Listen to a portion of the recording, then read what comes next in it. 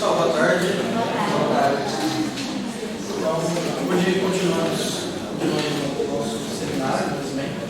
Então, aqui a gente tem o professor Júlio César Augusto Vale, professor do Instituto de Matemática e Estatística da Universidade de São Paulo e da USP, no mesmo local que ele se graduou, fez mestrado e doutorado em educação, é especialista em políticas públicas para a igualdade social na América Latina pelo Conselho Latino-Americano de Ciências Sociais. Durante esses 2 últimos anos da graduação, participou do primeiro grupo de alunos bolsistas do PIRID, na Universidade Estadual de São Paulo, na USP também. Em 2014, atuou como coautor do caderno de Grandezas e Medidas do Pacto Nacional pela Alfabetização na Idade Certa, NAIC.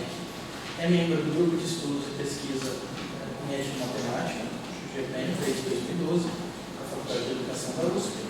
Em janeiro de 2017, aceitou o convite para se tornar secretário de Educação e Cultura em Maringá, do interior de São Paulo, tornando-se em 2019 secretário municipal de Educação, após a reorganização administrativa das áreas. Júlio, obrigado por vocês.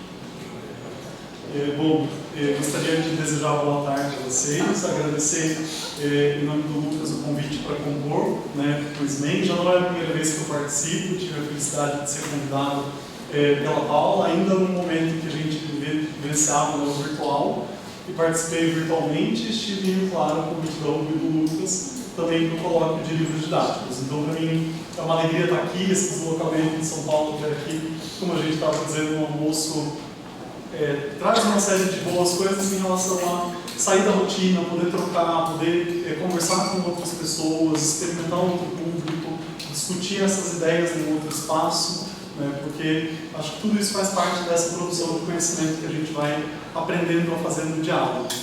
Então, eu dei o título da minha fala de Os Temas Geradores, os Territórios e seus desdobramentos nos currículos de matemática.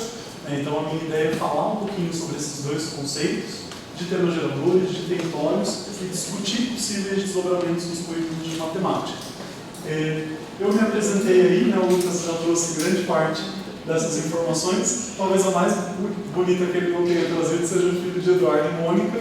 Então, vou aproveitar para deixá-lo lá em cima, embora eu não tenha sido o filho que ficou de recuperação. Esse é meu irmão, mas isso é outra história.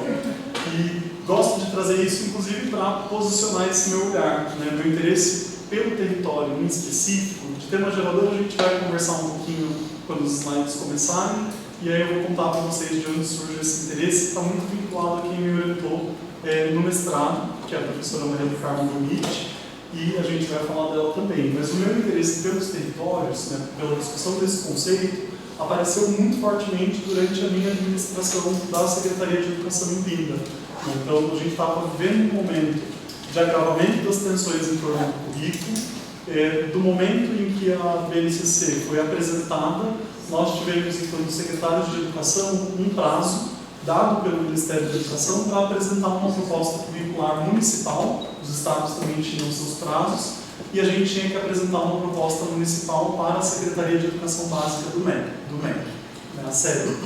E, bom, a minha ideia era como fazer tudo isso acontecer de uma maneira que não fosse meramente um alinhamento à BNCC, um alinhamento esvaziado de conteúdo, e, portanto, eu comecei a discutir esses caminhos de valorização do território e das práticas que acontecem naquele contexto da rede municipal. Então, vou falar um pouquinho disso também, mas tudo está ligado com essa trajetória e as coisas que eu vou trazer para a gente conversar.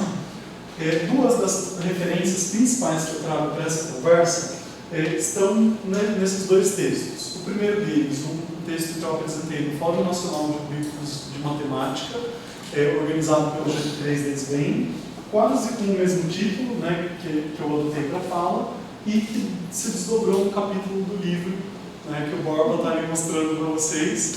Eu trouxe alguns também, a gente vai falar dessa obra, e nele eu falo especificamente dessa correlação entre os temas geradores e o território para pensar alguns desdobramentos importantes para a prática docente.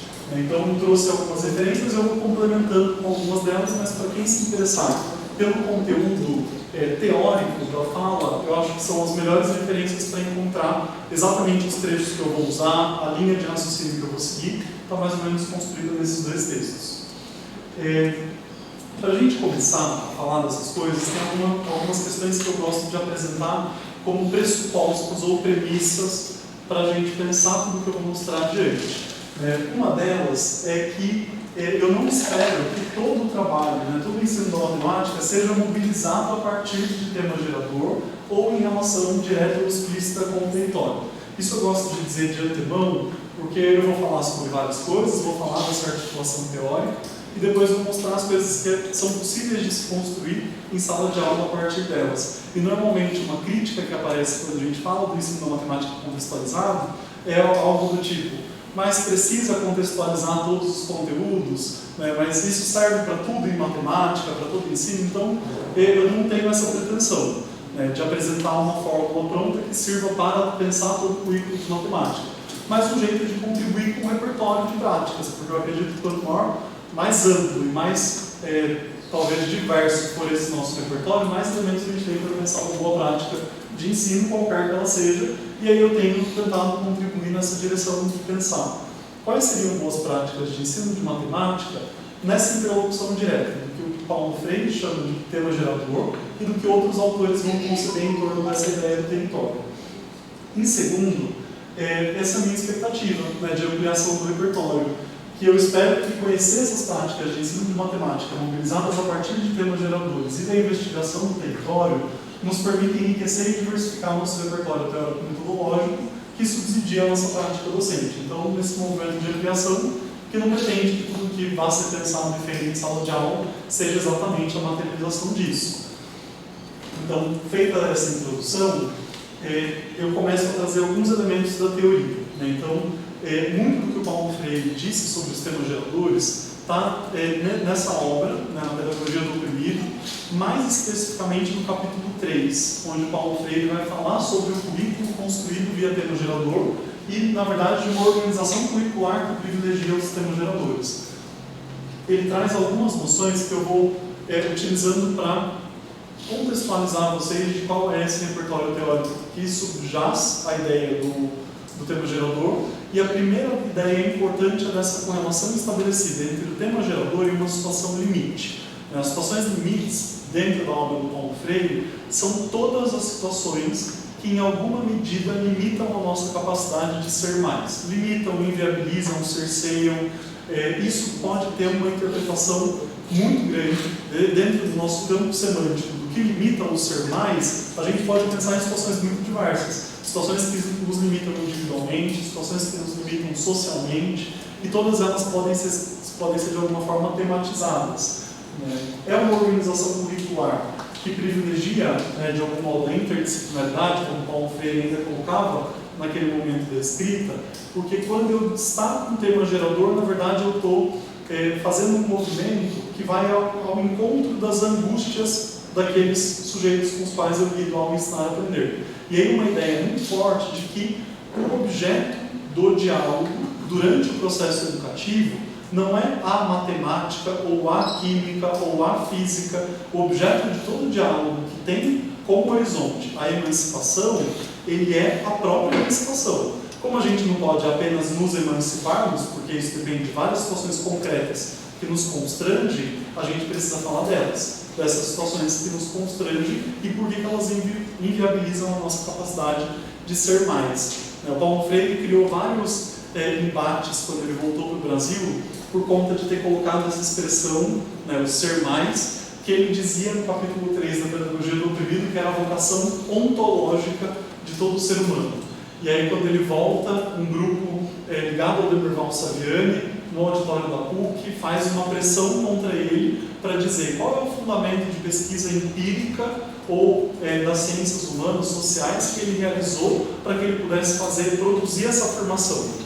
E ele diz, inclusive usando um pouco do nosso linguajar da matemática, que é quase que uma demonstração por absurdo, por suposição do absurdo que seria imaginar que a nossa vocação histórica e ontológica fosse não ser mais, fosse estagnar em algum momento, qualquer que seja, das nossas trajetórias. Ele diz, suponho por absurdo que fosse essa a vocação. Então, para quê? Para que vida? A vida faz sentido se a gente pudesse emancipar em múltiplas dimensões, em todas as que a gente puder imaginar. Eu sempre penso em emancipação como um círculo que se expande em diferentes direções. Então, como a gente pode construir essa ideia metafórica de que falar sobre os temas que nos constrangem a cada momento histórico pode nos dar elementos para descobrir que matemáticas vão nos ajudar a produzir fenômenos de emancipação, leituras críticas de realidade, intervenção social. A prática, por meio do tema gerador, ela sempre tem um componente forte de busca de intervenção, de busca de demonstração sistematizada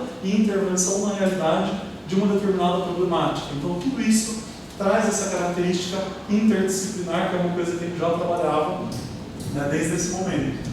O próprio Berezoikov, que é um educador da física, constrói uma metáfora de que quando a gente trabalha por meio dos temas geradores, é como se a gente fosse decompor um fenômeno nos diferentes fragmentos de luz que o compõem e, portanto, a gente teria lá, né, no prisma, geografia, matemática, química, ou seja, quando eu olho para um fenômeno como, por exemplo, a violência nas escolas, que está acontecendo agora, esse fenômeno ele permite abordagens com diferentes ferramentas. Uma pessoa das ciências sociais tem ferramentas para pensar sobre esse fenômeno de uma forma. Nós, da matemática, temos ferramentas para pensar esse fenômeno de uma outra forma. Essa ideia do prisma traz, no fundo, uma metáfora de que as diferentes disciplinas vão decompor e utilizar as suas próprias ferramentas para tentar constituir uma visão global, sistêmica, que pode abarcar contradições, mas que seja uma visão complexa do fenômeno.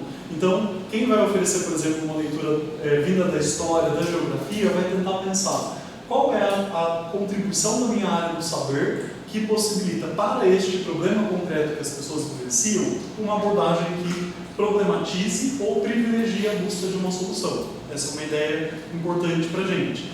No momento que Paulo Freire foi secretário, uma das práticas que ficou bem conhecida em São Paulo foi a de um córrego, né, próximo de São Miguel, e que era um córrego a céu aberto. Parte do bairro vivia naquela situação de ter um córrego a céu aberto, e as professoras determinam, por vontade da comunidade escolar, que a falta de saneamento básico adequado vai ser o tema gerador eleito por aquela escola. E aí significa que cada professor tem a sua parcela de responsabilidade de imaginar, com o conteúdo, com as atividades, com as ferramentas da minha área do saber, como eu dou um tratamento para esse problema. Na época se tornou famoso porque as professoras de ciências, sobretudo química e biologia, iam até lá para coletar amostras com as crianças, analisavam as amostras, diziam o grau de contaminação e depois trabalhavam em outras disciplinas, inclusive com a ajuda da matemática, numa linguagem numérica de expressão, como conscientizar as pessoas do próprio bairro de que a situação não podia permanecer daquela forma. Era inclusive engraçado o fato de que Paulo Freire era secretário, estimulava que isso acontecesse nas escolas, e muitas vezes as cartas que tinham os dados coletados pelas escolas eram enviadas justamente para a prefeitura durante a gestão do Luiz Erundina, para serem problematizados, para serem pontuados como algo que aquele bairro não pode mais continuar vivendo. Limita, de um jeito muito concreto, a capacidade de ser mais de um indivíduo não ter saneamento básico no seu bairro. Limita uma sociedade racista que transparece isso nas relações expressas que vão desde a vivência no bairro daquele sujeito até a vivência na cidade como um todo. Tudo isso que de alguma forma limita ou enviesa, impossibilita a nossa capacidade de ser mais, pode ser tido como uma questão geradora, um tema gerador interessante. E aí tem uma ideia que o Paulo Freire diz, talvez seja uma das coisas mais interessantes desse capítulo em específico, para a gente pensar o que ele está querendo dizer com o tema gerador. Ele vai dizer que o conjunto de temas geradores vão mudando a cada época, e que é preciso que a gente perceba que a nossa sociedade vai exercitando jeitos de pensar e vai percebendo cada vez mais, de maneira mais completa, situações que vão limitando a nossa capacidade de ser mais. E aí vamos podendo pontuar isso, colocar isso, reivindicar mudanças nesse sentido. Nesse trechinho ele diz que uma unidade epocal se caracteriza pelo conjunto de ideias, de concepções, esperanças, dúvidas, valores, desafios em interação dialética com seus contrários, buscando plenitude. A representação concreta de muitas dessas ideias, destes valores, dessas concepções e esperanças, como também os obstáculos ao ser mais dos homens que constituem os temas da época. Então ele está dando uma caracterização bem precisa que nos permitia pensar, lá na década de 90, quais eram os temas com os quais a gente estava se debatendo em busca da nossa emancipação. Quais destes permanecem sendo temas hoje? Quais deixaram de ser? Quais apresentaram alguma mudança, algum avanço, algum aprofundamento das lutas democráticas, por exemplo? Tudo isso pensado dialeticamente. Na sequência, eu trouxe um pouquinho mais de textão, para a gente ir entendendo essa dimensão teórica de qual é a caracterização que o próprio Paulo Freire dá para a ideia dos temas geradores. Porque a gente sempre tem acesso a muitas pessoas tratando disso, mas eu acho interessante a gente poder voltar lá e ver o que ele disse. Então, durante o capítulo como um todo, e mais especificamente num trechinho, ele vai dizer que os temas geradores precisam ser investigados na realidade. Só que quando ele afirma isso, ele tem um problema por tabela, que é quase um problema científico, que é dizer qual é essa área de busca na realidade onde a gente vai encontrar e investigar problemas. E ele diz uma coisa no capítulo 3 que é: essa área de busca, o estudo da realidade, ele pode abranger infinitos círculos concêntricos. Para a gente, na matemática, a metáfora é ótima. Por quê? Isso significa que se eu estou em sala de aula, por exemplo, com um 7º ano, eu tenho questões que são individuais de cada aluno, um círculo concêntrico que só tem ele, e eu posso imaginar esses círculos expandindo em raio para círculos muito maiores, infinitamente, e cada vez que eu amplio esse círculo, eu consigo pensar em questões que são de caráter mais coletivo. E, portanto, o de emancipação vai depender de um enfrentamento coletivo, ou seja, o indivíduo sozinho não dá conta, contribui, mas sozinho não transforma. Então, essa primeira ideia que já vai me levar para o conceito de território, ou seja, qual é o círculo concêntrico onde nós vamos buscar as nossas questões. Quando o professor de matemática decide fazer um projeto em que ele vai investigar a realidade com os alunos, ele precisa definir qual é esse espaço, qual é essa abrangência da investigação que ele vai compor. E aí tem uma ideia que aparece ao longo do capítulo que traz muito, eu diria, quase como uma correlação. Se essas pessoas tivessem estudado um pouquinho mais do que a gente sabe, talvez eles pudessem precisar metáforas que são boas para a gente. Mas sabe aquela ideia de que quando eu tenho dois conjuntos infinitos, é perfeitamente possível que eles tenham a mesma equipotência e um esteja estritamente contido dentro do outro? Conjunto dos números naturais pares, conjunto dos números naturais. Conjunto dos números naturais pares, conjunto dos números inteiros. Aparentemente muito maior que o primeiro, mas tem a mesma equipotência. Então, por que eu estou dizendo essa analogia? Porque quando ele traz essa justificativa de que os temas vão ser buscados nesses infinitos círculos concêntricos, claro que eu posso pensar numa relação de eu vivencio o racismo no meu território, mas o racismo é um tema global.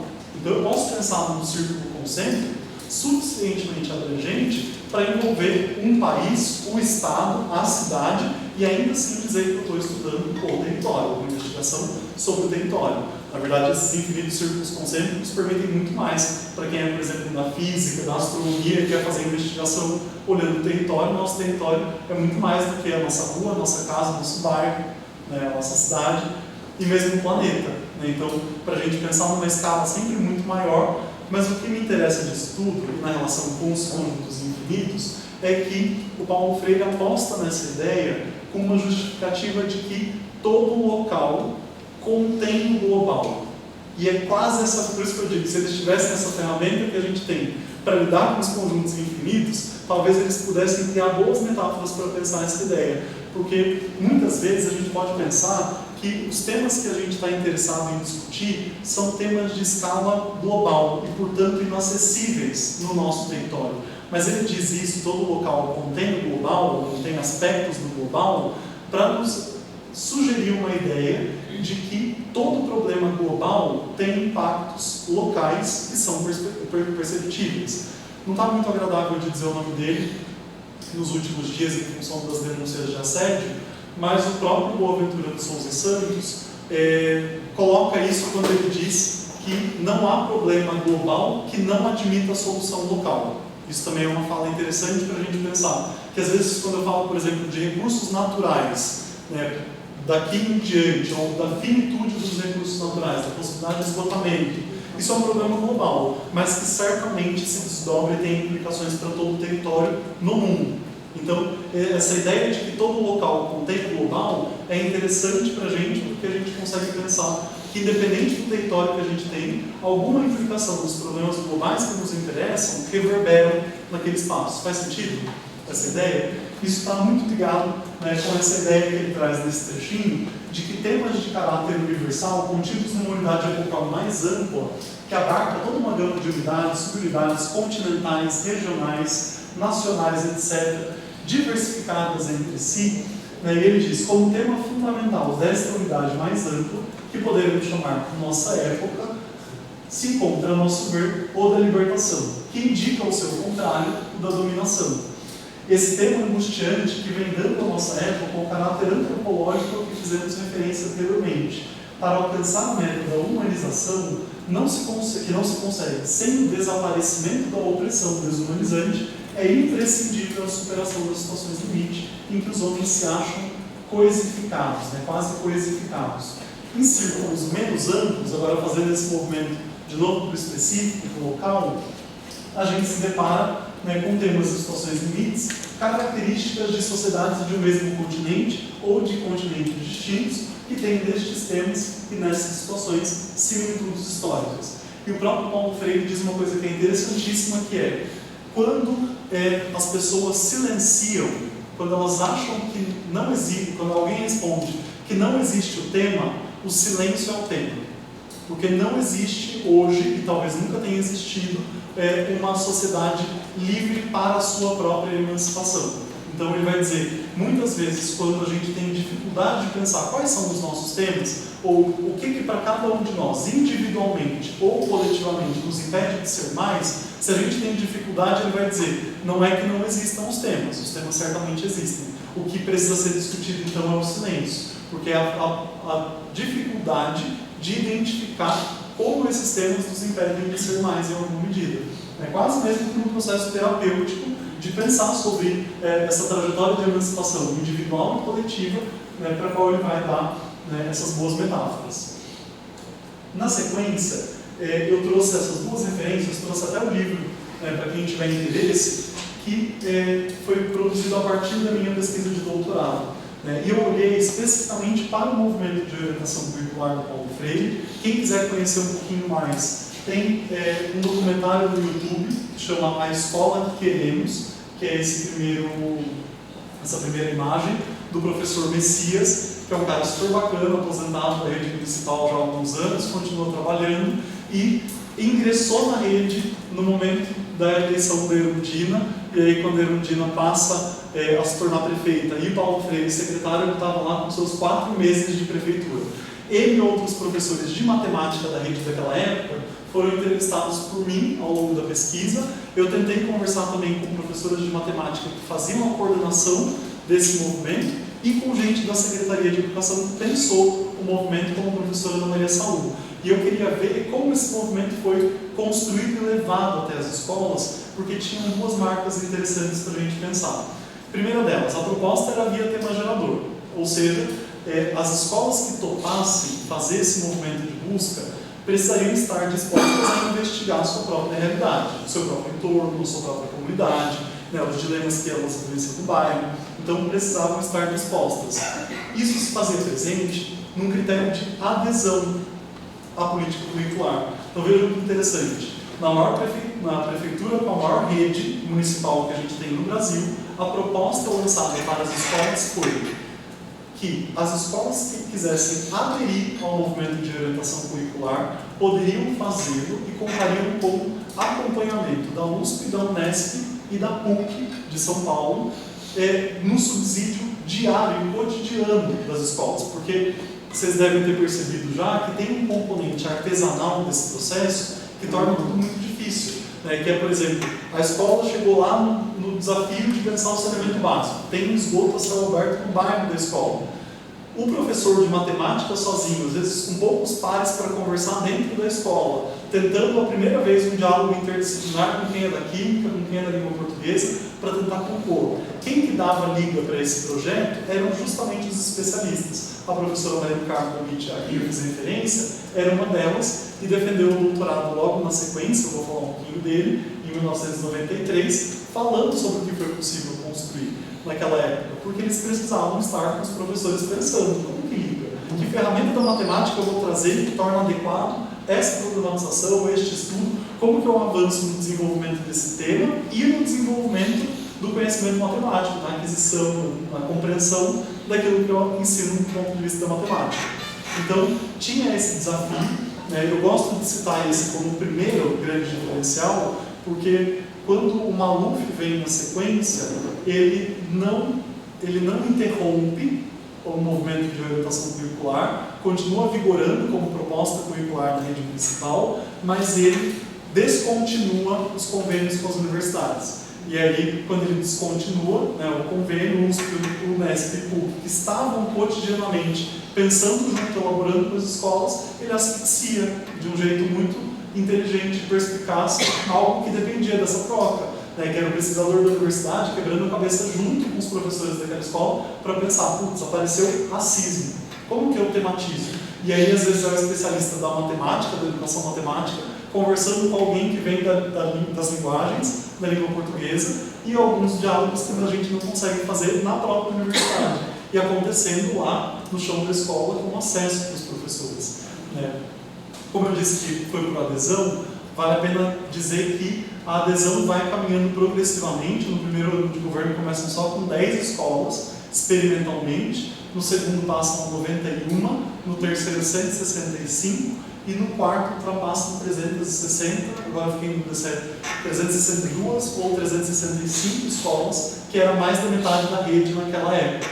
Ou seja, mais da metade das escolas da rede municipal paulistana aderiu ao movimento, estava no movimento quando o Maluf descontinuou, né? E, portanto, ele reconheceu mesmo essa pressão que haveria caso ele fizesse qualquer mudança incisiva.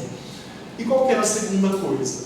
A segunda era uma linha de financiamento público para as escolas que não quisessem aderir ao movimento de orientação curricular e quisessem desenvolver seus próprios projetos. Mas aí a escola precisava apresentar o seu PPP com o projeto a ser desenvolvido pelo ano e dizer quanto de financiamento esperava receber da secretaria.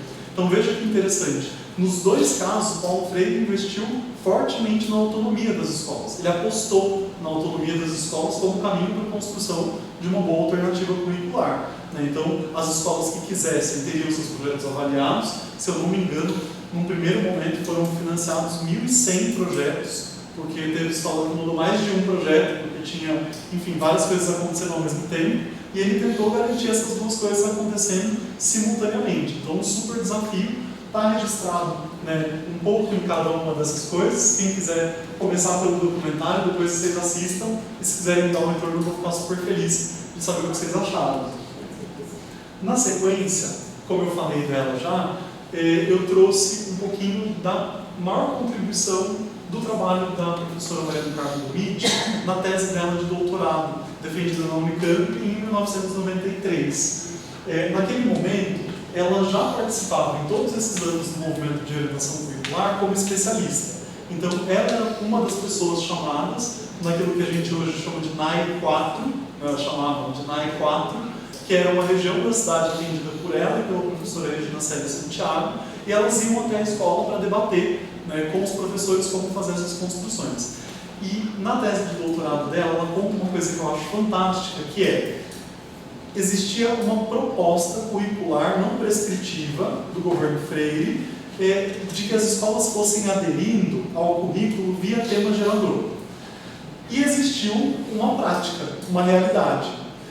Claro que entre as duas coisas tem um espaço, né? Claro que aquilo que acontece na realidade das salas de aula, aquilo que aconteceu na realidade das salas de aula, reflete qual é a possibilidade real de mediação dos professores daquela teoria que está sendo apresentada. Imagina que o próprio Paulo Freire foi em várias escolas, eles fizeram palestras, apresentaram qual era a lista de propósitos que o movimento tinha, mas quando os professores vão pensar com os especialistas, uma série de adaptações vão acontecendo, eles vão recriando o currículo a partir disso que era a proposta inicial.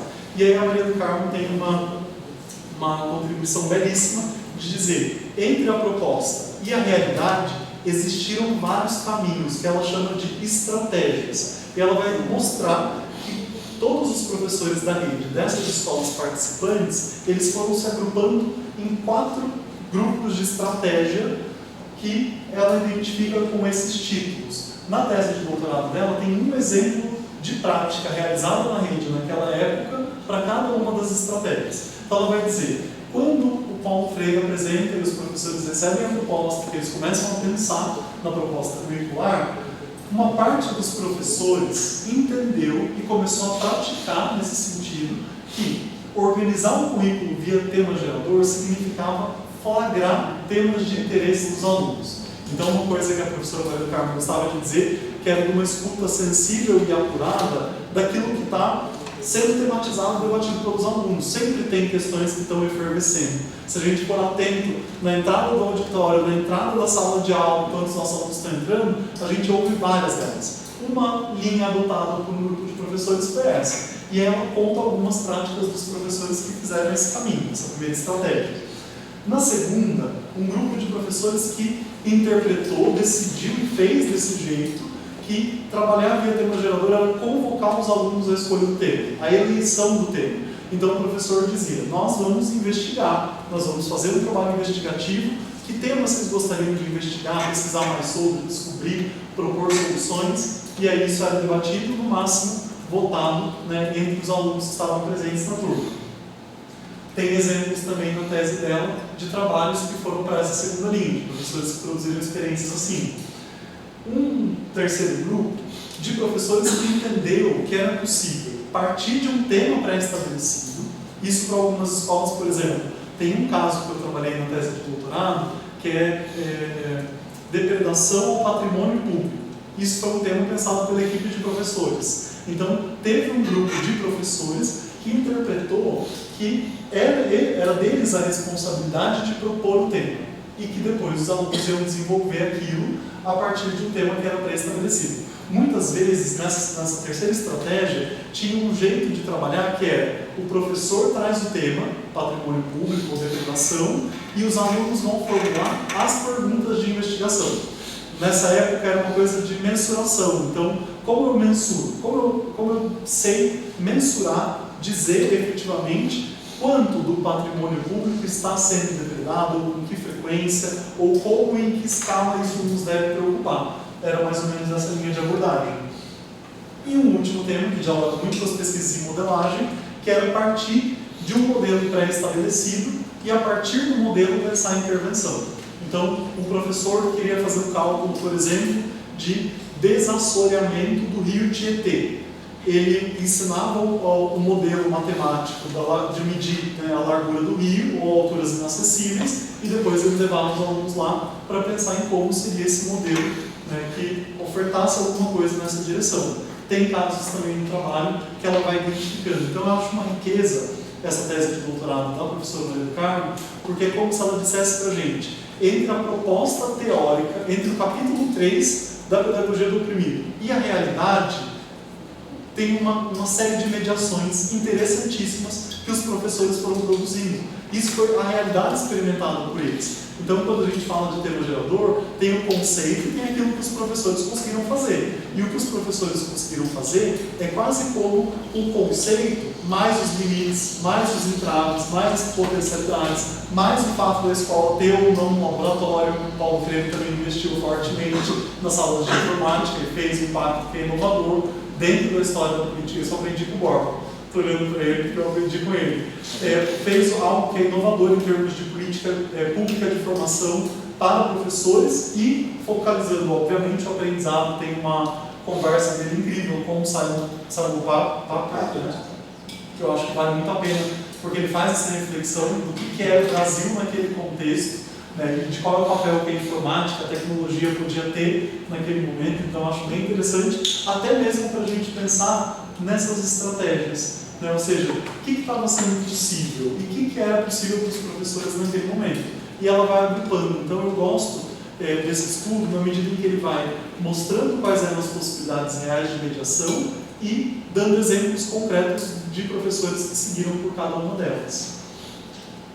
Foi o aniversário dela na semana passada também, uma boa lembrança, dia 13 de abril. Está emocionado. Uma pessoa, a nossa florzinha. Nesse slide seguinte, eu coloquei 4 fontes, né, teóricas para a gente pensar o conceito de território. Ele é relativamente um conceito mais recente, ele tem características que fazem com que ele emerja em áreas diferentes do saber, e isso está bem demonstrado nessa composição, e eu fui tentando buscar de cada autor que eu estou utilizando, para o slide, um trechinho do texto que eu considero interessante para a gente aprofundar, mas nos textos escritos tem outros. O próprio Paulo Freire, que no livro Política e Educação, escreve uma frase que eu acho sensacional, que é essa, né? Há uma pedagogicidade indiscutível na materialidade do espaço. E eu acho isso fantástico. Para a gente, significa que pensar sobre o território, né, especificamente, está relacionado com uma dimensão de coisas que não são ensinadas explicitamente, mas que todos nós aprendemos. Um exemplo quase que da topologia que eu lembro do meu pai. A primeira vez que meu pai foi a São Paulo, quando eu fui aprovado na USP, fui lá fazer os trâmites da matrícula, aí eu estava aprendendo a me deslocar por São Paulo e ele perguntou onde ficava algum estádio. Não lembro qual era o estádio que ele perguntou, e eu lembro de dizer, fica perto, acho que assim, 30, eu não lembro se eu disse, um ônibus de 30 minutos ou 30 minutinhos num ônibus, você chega lá. Aí ele falou, você está brincando, 30 minutos eu mudo de cidade 3 vezes no interior. E ele tem razão, mas o que é esse sentido quase topológico que eu estou brincando? Ninguém ensina pra gente qual é a regra que a gente vai balizar as nossas expressões mais corriqueiras do mais perto, mais longe, mais distante. Ninguém me ensinou, meu pai ou me ensinou qual era o critério de distância ou de tempo percorrido que eu utilizo para dizer, isso é longe ou isso é perto. Esse critério é estritamente cultural, convencional, relacional. Para alguém que vive no interior, 30 minutos num ônibus parece muita coisa mesmo, você troca de cidade. Em São Paulo é super perto, um ônibus só, você não precisa nem trocar. Então, para a gente pensar, né, nesse componente relacional, dessa materialidade do espaço, a gente vai circulando e aprendendo coisas que não são ensinadas explicitamente, mas que todo mundo aprende. Então, esse é o primeiro ponto que eu trago dele. Da Dirce Koga, desse grupo, ela e a Jaqueline, né, estão vivas. A Dirce Koga é uma assistente social que eu acho interessantíssima, porque ela é responsável pela divisão da assistência social no Brasil, que tem uma característica que a gente chama de sócio-territorial. Essa é uma das coisas que eu aprendi estando na Secretaria de Educação. Os nossos sistemas públicos de educação, saúde e assistência social, que são os 3 pilares, isso eu não estou falando nem do esporte, que devia estar junto, cultura, que devia estar junto, só esses 3, saúde, assistência social e educação. São 3 sistemas públicos fundamentais, cuja divisão territorial para atendimento das pessoas, do público, não é a mesma. Então, isso faz com que o atendimento de uma mesma pessoa seja dado por subdivisões distintas que não são correspondentes ao mesmo bairro, a depender de onde você vive no Brasil.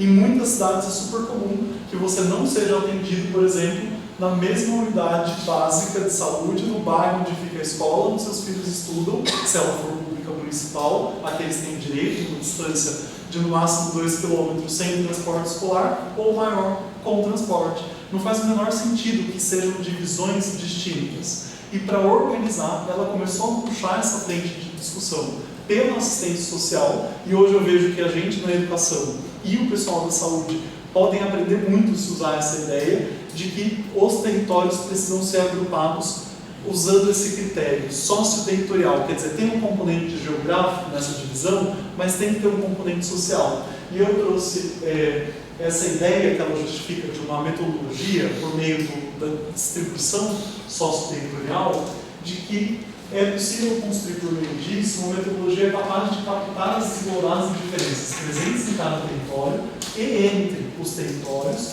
para se estabelecer prioridades, não apenas sociais, mas também territoriais. E ela faz essa contribuição. Hoje eu acho que ela tem um campo mais fértil de política pública para sensibilizada com isso, estabelecer boas dinâmicas para que os atendimentos passem a respeitar o mesmo fluxo de organização, que não é um fluxo homogêneo, mas é um fluxo que capta exatamente essas diferenças territoriais que ela coloca nesse trecho.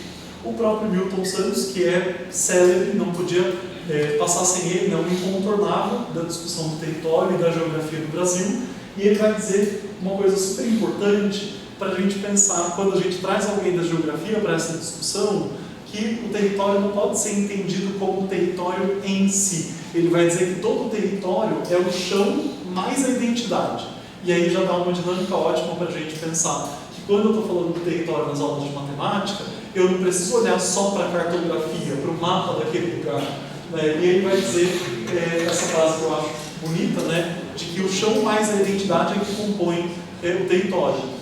Na sequência dessa frase, ele diz uma outra que é no território onde acontecem as trocas materiais e imateriais que dão vida à existência. Então a gente pensar o território como espaço de problematização, né? O espaço onde eu circulo, o espaço onde eu aprendo, o espaço onde está limitado o meu direito de ser mais, tudo isso cabe dentro dessa concepção.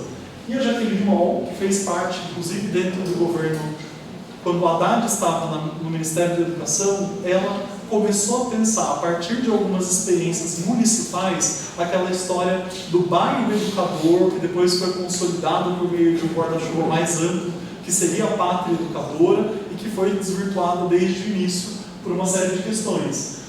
Assim, desvirtuada do ponto de vista da crítica feroz a essa ideia de que uma pátria educadora, não como espaço de aprendizagem em si, mas como espaço de desenvolvimento, não permitiria que a gente avançasse nessa discussão. Aí tem uma coisa que eu aprendi com o professor Lisete Arelaro, que é sempre que a educação é colocada como prioridade, os ataques se aglutinam, se avolumam, porque a prioridade é sempre de outra ordem, e a educação nunca pode ser percebida nesse lugar. E essas discussões que deram origem a esse nome, a esse lema, vêm de muitas experiências municipais. Nova Iguaçu teve experiências, às vezes elas eram aglutinadas, não nos municípios. Nova Iguaçu é um caso de município, que trabalhou com a ideia de bairro educador, mas às vezes você tinha um bairro educador que se reconhecia assim, porque uma liderança escolar, uma diretora de escola tinha começado a fazer aquele trabalho de integração com a comunidade. Então, às vezes era uma experiência muito localizada, mas ela traz isso e diz que o território é uma resposta a uma abordagem jurídico-pedagógica possível para recompormos e reinventarmos os mosaicos que são nossas sociedades. Isso, ela está pensando sobretudo na constituição complexa de uma coisa que vários autores marxistas, inclusive, já trouxeram, que falam, quando eles falam do desenvolvimento... Não? Ninguém? Nenhum marxista? Sim? Do Michel Levy. Ele trabalha bastante essa ideia. Não? De um desenvolvimento desigual e combinado, que é fundamental que essas duas coisas caminhem articuladas. Esse desenvolvimento é desigual, mas ele é combinado numa rede complexa, numa malha complexa de territórios. Então, dizer que é desigual passa a ser pouco, porque a percepção de que existe uma combinação das desigualdades que compõem esse mosaico é nessa direção que ela está fazendo essa interpretação do território. E eu tenho alguns exemplos para a gente discutir a partir disso, do que a gente vai compondo. Primeiro, essa ideia de que, como então eu relaciono o território com os temas geradores, para pensar num exemplo. O território, ele vai ser o espaço de busca. Quando eu estou falando do tema gerador, eu preciso eleger uma questão que, de alguma forma, limita a nossa capacidade de ser mais, nos impede de ser mais em qualquer uma das direções possíveis. Todo território, então, eu diria, como esses diferentes círculos concêntricos, serve como plataforma de investigação temática, onde existem as pessoas e as suas situações limites. O estudo da realidade como parte da investigação temática depende da definição de qual é essa realidade que se pretende investigar. E é nesse ponto que o conceito de território ajuda. Ou seja, o território é o espaço-tempo da investigação temática. Tudo que acontece nele, quando o Milton Santos traz essa ideia de o chão mais a identidade, a gente precisa pensar em quais são todas essas trocas materiais e imateriais que se estabelecem naquele território. A minha cidade, por exemplo, Pindamonhangaba, ela tem um distrito industrial em que hoje vivem 1/3 da população, 60 mil pessoas, e que são todas famílias dos trabalhadores que vieram para lá deslocados de outras filiais dessas mesmas fábricas ou no momento de inauguração e que se mudam para lá. Ou seja, as dinâmicas de trocas materiais e imateriais que acontecem naquele espaço é muito específica. não se compara ao mesmo bairro da cidade, por exemplo, em que a gente tem uma escola que atende quase que 52 quilômetros ao redor, porque, enfim, é uma escola de um bairro rural, que a gente precisa juntar muitas crianças para garantir a permanência e a existência dessa escola. Numa mesma cidade, desenvolvimento e desigualdade social, né? Então, bom, trago esse diagrama, mas não vou ficar tanto nele, porque ele já trata de quais são as etapas de codificação e decodificação do tema gerador. Quando eu trago ele, por exemplo, para a aula de matemática, como eu penso quais são os códigos da matemática, ou símbolos, ou procedimentos, ou ideias que me ajudam a abordar esse problema, mas eu vou caminhar para os exemplos, porque eu acho que podem ser mais ilustrativos. Será que a gente consegue passar esse trechinho desse vídeo? Eu deixo depois para vocês. Eu vou pedir para vocês verem um trechinho desse vídeo. Se vocês quiserem, vocês podem assistir ele como um todo. É muito bacana. Fala de um projeto chamado Projeto Territorial, mas a parte que mais me chama a atenção não é a reflexão das pessoas, dos adultos, falando sobre o território. A parte mais bonita do vídeo são 1 minuto e 30, né, mais ou menos, em que uma criança, uma menina, vai caminhando e ela vai contando sobre o caminho que ela faz até a escola. E ela é uma das muitas crianças brasileiras que no caminho até a escola atravessam um rio. Não sei se vocês sabiam disso, mas é super comum, sobretudo no norte, as crianças atravessarem rio, e isso faz parte do nosso Programa Nacional de Transporte Escolar. Essa travessia financiada, custeada por um programa nacional que quase foi sufocado nos últimos anos, de financiamento. Essa menininha do vídeo, ela atravessa e ela vai contando com a maior naturalidade do mundo aquilo que para mim, ou talvez para vocês, pudesse ser uma super aventura, né, de atravessar um rio e depois voltar no caminho até a escola. Isso para a gente pensar quantas coisas a gente vai aprendendo nesse espaço, com quantas coisas ela tem acesso e que podem ser problematizadas, tematizadas, e que, enfim, fica aí uma sugestão de inspiração para vocês depois. Agora eu passo então para alguns exemplos, né? Então eu gostaria de poder falar nesse final de alguns exemplos mais concretos dessa mobilização teórica dos temas geradores com o território. A primeira delas foi um projeto que eu experimentei enquanto eu estava na gestão da Secretaria Municipal de Educação, que eu chamei de Projeto Território e que tinha como objetivo, também por adesão, que as escolas produzissem uma investigação sobre o seu próprio território. E aí eu tinha alguns enunciados de uma atividade dirigida que as pessoas podiam utilizar dentro da escola como um roteiro para investigação ou como base para formular seus próprios roteiros. E aí tinha uma política da Secretaria associada com isso, que quando a escola terminasse o projeto, a gente oferecia um período de editoração, diagramação e publicação de tudo isso que elas acumularam. E aí tinha uma característica que vocês veem que é na capa das revistas, né, que todas elas têm o mesmo retrato, né, o mesmo contorno do mapa da cidade. Esse é o mapa de Pindamonhangaba. Elas escolhiam a cor que elas gostariam e dentro a gente compunha com as muitas fotos que estavam dentro da revista, porque à medida que as escolas iam investigando o seu próprio território, elas iam descobrindo coisas, iam fotografando, iam contando dos projetos da própria escola. E no final das contas, eu tive duas escolas que quiseram fazer pela segunda e pela terceira vez, ou seja, que perceberam que de um ano para o outro dava para fazer mais coisa, produzir mais coisa. Quando a escola topava fazer esse movimento, a gente fazia um lançamento coletivo das revistas nas escolas. Esse era o momento final. Eu, inclusive, estou ali no meio, não sei se dá para ver, estou ali no meio. E esse momento final era o ponto de culminância, de realização, de entrega desse produto, que começava de um jeito bem interessante, que era uma dinâmica em que as diretoras de escola, que queriam levar esse movimento para a escola, produziam entre si uma leitura do seu território. Aqui são 4 diretoras de um bairro chamado Araretama, em Pinda, que é um bairro de altíssima vulnerabilidade, reconhecido pela violência que existe lá, e, né, enfim, existe um estigma em torno desse bairro, e elas compuseram, né, o território delas, com base em recortes, a quantidade simples de recorte de revista, em que elas iam por livre associação, tentando caracterizar, explicar para alguém de fora qual é esse espaço, como as relações funcionam lá, o que elas tiveram que aprender como diretoras de escola para interagir com essa comunidade que, aos olhos de toda a cidade, é uma comunidade violenta, agressiva, enfim, questões para a gente pensar. E aí elas produziam esse material e a gente ia sistematizando. Essa foi uma primeira experiência que eu tive nessa direção, mas ainda não tratando especificamente de matemática, né? Nas próximas, eu vou tentando fazer essa conexão maior, né? Então, na sequência, eu trouxe um texto que eu escrevi com o professor Biratã Gomes. O professor Biratã é um cacique indígena e que durante um tempo teve uma experiência valiosíssima de ser coordenador pedagógico de 9 escolas indígenas da região de São Vicente. E aí ele tentou fazer essa mediação justamente no momento, na verdade ele recebeu a nomeação e começou a fazer a mediação das escolas poucos meses antes da pandemia começar.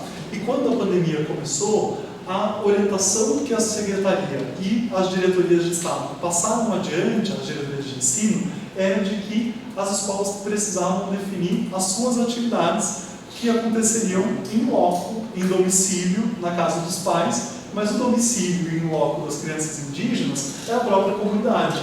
E aí eles tiveram autonomia e liberdade curricular para apresentar uma proposta que eles achavam que valesse a pena. Isso desembocou em 2 coisas que a gente traz nesse texto que eu acho muito valiosas. Uma delas, a reestruturação do calendário das escolas, dessas 9 escolas indígenas, de acordo com a cultura de cada uma das comunidades. Então, uma adequação do calendário escolar, né? Quer dizer, a escola só faz sentido se respeita e interage com a vida dessas pessoas, né? Então, uma primeira conquista nesse sentido. E a segunda, o trabalho via tema gerador.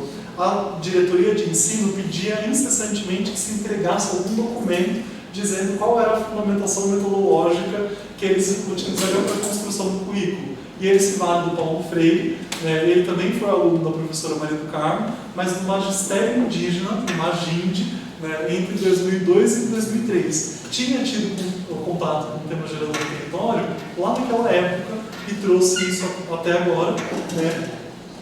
E aqui uma possível alocação, né? Ele traz alguns temas, a gente discute os temas que eles trazem nesse texto, e o tema da procriação dos animais, da caça é um dos temas, a agricultura é outro tema fortíssimo, e aí a ideia é construir em cada disciplina uma relação entre o saber científico e o saber legítimo desses praticantes da cultura, desses seres que vivem a sua cultura e que, portanto, estabelecem uma produção de saberes que não é hierarquicamente inferior à dos saberes científicos, é outra. E aí a gente tenta fazer essa conexão. Num primeiro momento eles estavam muito focados na obtenção de matéria-prima, tanto para manter a produção daquilo que eles já fazem artesanalmente. Aqui nesse slide tem a questão do arco e da flecha, né? Eles trabalhavam inclusive qual era a melhor lua para extração da matéria-prima, isso aparecia em outras atividades também. E quando eles iam falar de agricultura, isso também transbordava, né? Quando eu trago essa ideia dos desdobramentos, o que pode cada uma das disciplinas escolares contribuir na interlocução sobre esse objeto. Quando aquela comunidade indígena percebe que a procriação dos animais e a caça é um tema interessante, é um tema que, se não for tomado com cuidado, pode representar uma limitação do ser mais deles, qual é o papel de contribuição de cada saber científico, de cada saber escolar? Isso é um super desafio, porque a gente está numa questão de limiar, que é como não sobrepor um ao outro, e não fazer parecer que um é uma lógica explicativa racional que desmobiliza a crença e o saber do outro. Então, nessa dificuldade do estabelecimento de uma relação intercultural entre esses saberes e o que a comunidade traz. Na sequência, eu trouxe esse slide que é parte do material de problematização que a gente usou com professores que ensinam matemática na EJA durante cursos de formação. Desde 2021 eu tenho trabalhado com formação continuada de professores da EJA, e quando a gente vai falar de tema gerador e território, uma das coisas que a gente leva para eles como um roteiro possível para eles investigarem com os alunos é esse diagramazinho, essa montagenzinha. Porque qual que é a ideia? Que eles percebam que os alunos, jovens, adultos e idosos acumulam saberes e experiências que têm uma inspiração matemática muito forte, que tem, como o professor Biratã dizia, são parte da mesma pulsão de sobrevivência e de transcendência que faz com que a gente produza matemática com M maiúsculo. Eles também fazem isso que a gente vai chamar de produção de conhecimento legítimo, popular, cultural, posicionado localmente, né, e contextualmente relevante. Quando a gente pedia para os professores para que eles fossem fazer esse exercício, esse era o material que a gente dava para eles. O que os alunos deles sabem sobre o território? Como que eles representam? Como que eles tomam o ônibus? Né? Tem uma imagem do ônibus, porque era fortemente ligada com isso. Os adultos e idosos não alfabetizados criam estratégias para saber qual ônibus eles devem tomar. Numa cidade grande como São Paulo, em que passam muitos ônibus de cores e letreiros diferentes, mas muitos que podiam tranquilamente ser confundidos. Como que eles fazem para saber qual ônibus é o correto? Eles desenvolveram alguma técnica que pode ser compartilhada. Como a gente estava indo no meio da pandemia, a gente perguntava isso para eles, né? Existe Covid no território? O que vocês percebem disso? Qual é a propagação? Que dimensão eles têm? Né? Mas o território também pode ser plataforma para outra investigação. Né? Eu puxei lá em cima essa ideia da geolocalização, porque trabalhar com os mapas impressos, o Google Maps, o próprio aplicativo do Uber, né? Trabalhar isso com os alunos, qual é essa lógica, como que o sistema de coordenadas incorpora coisas que são úteis para a gente. Né? Então isso aparecia lá. A construção de plantas baixas, como medem e representam, como na rede a gente está falando de um público majoritariamente composto de mulheres e pessoas negras, a gente está falando de um público que acumulou saberes de uma vida profissional muito intensa e de uma trajetória às vezes muito longa. Né? Quando alguém volta depois de 56 anos para a escola, ela acumulou 56 anos de saberes, experiências profissionais e culturais que podem ser explorados. Essa é a nossa sugestão para os professores começarem a indagar seus alunos. Como que eles representam?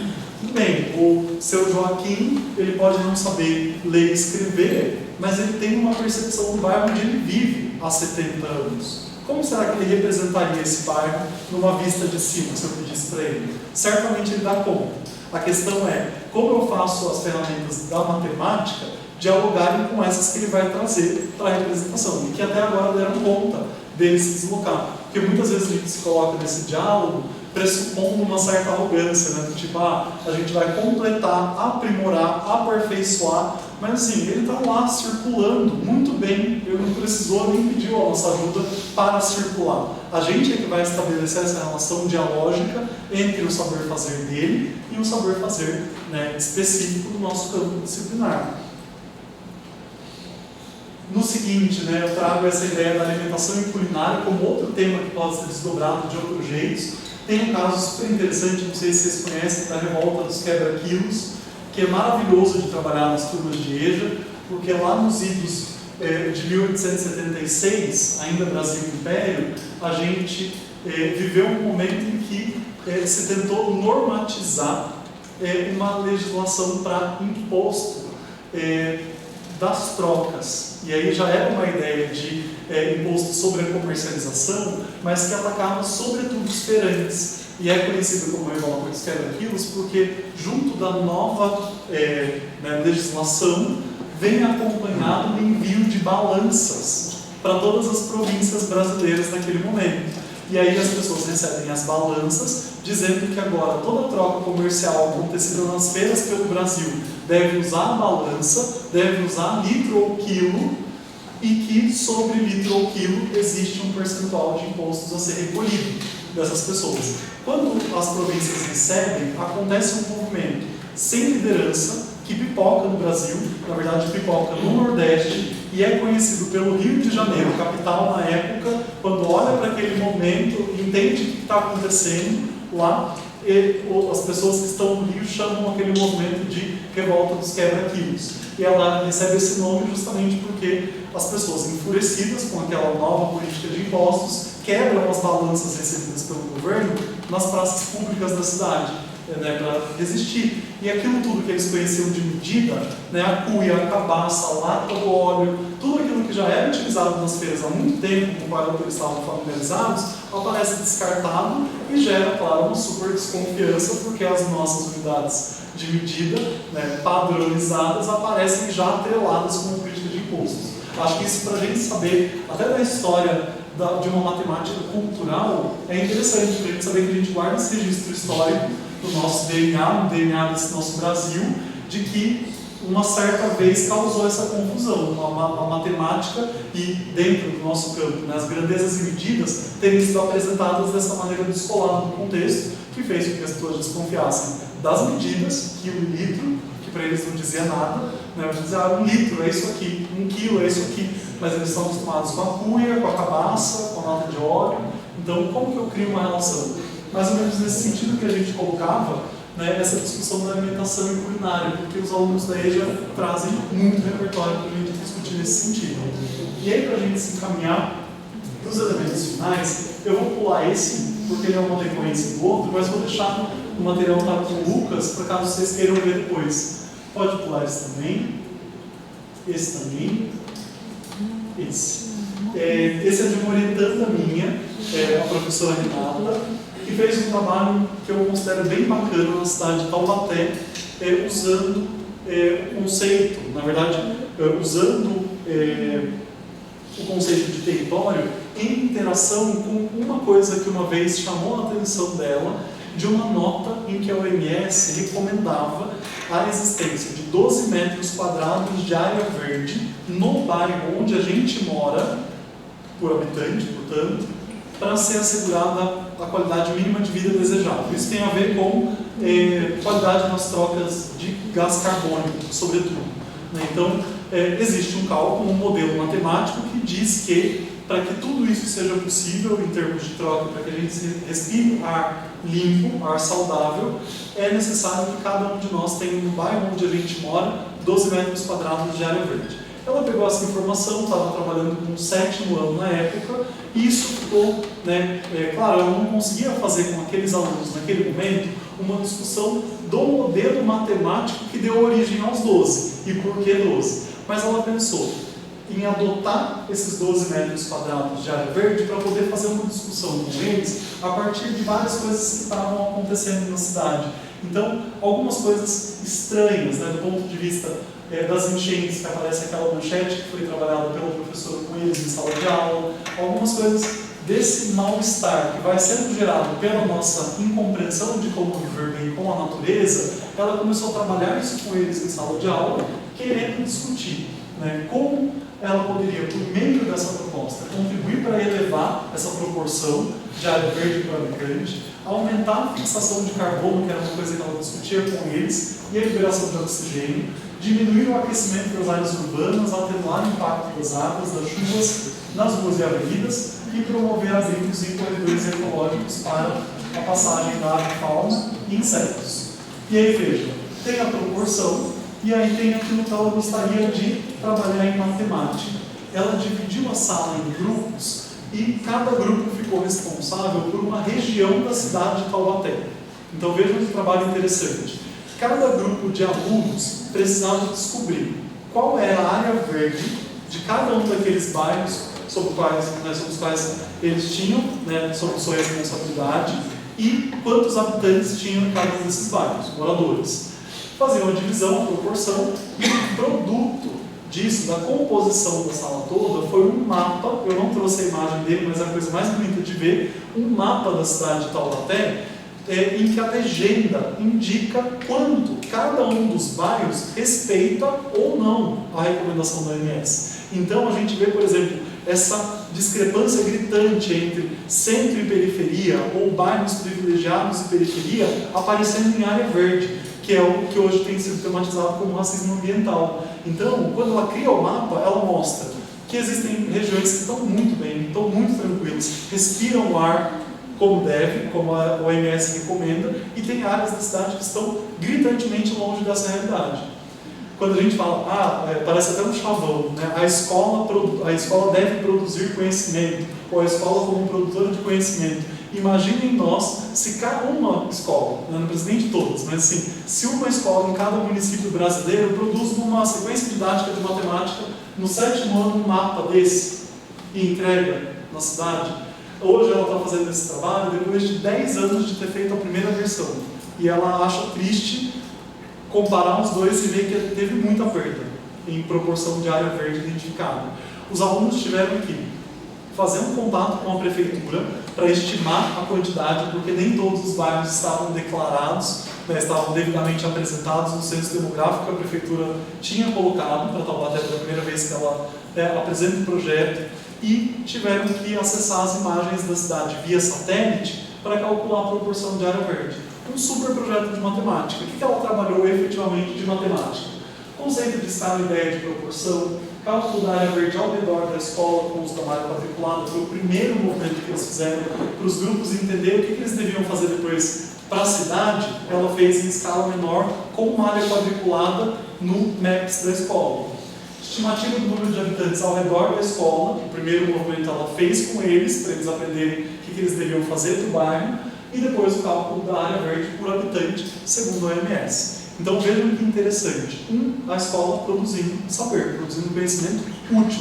Qualquer cidadão interessado na sua qualidade de vida, interessado na sua capacidade de ser mais, pode pegar isso e ir lá brigar na prefeitura, e ir lá brigar na Secretaria de Meio Ambiente por políticas adequadas. Porque o OMS não faz essa recomendação à toa, né? E diria mais, baseado na nossa ideologia da certeza, tem muito de uma ideologia da certeza atrás desse dado. A OMS diz que a proporção é essa. Então a gente quase que consegue carregar dentro de uma dimensão crítica, claro, com todos os cuidados, esse valor para reivindicar um direito que foi calculado a partir de um modelo matemático. Numa turma de ensino médio, talvez ela comece até a discutir com os alunos o que está por trás desse modelo, o que está por trás da Constituição. Porque no slide anterior fala de fixação de carbono e liberação de oxigênio. Os alunos precisariam entender quanto de um e quanto do outro que é preciso para que a OMS tenha chegado àquele cálculo. Então, com uma turma de ensino médio, daria para ir até além, né, numa discussão assim, mas eu considero um bom exemplo. Qual que é o tema gerador que está limitando a capacidade de ser mais dessas crianças, dessas pessoas de Taubaté? A falta de área verde proporcional, descumprindo a recomendação do OMS. E o território serve como plataforma, né, espaço-tempo dessa investigação. Na sequência, vou contar esse último projetinho, senão a gente não conversa quase, né? Da Malu, que é uma outra orientanda, essa já defendeu, e que traz um estudo que eu acho uma boniteza também, mas dessa vez com o 5º ano. Ela levou para a proposta do 5º ano, primeiro uma atividade em que eles tinham que representar, da maneira como eles quisessem, o trajeto da casa até a escola.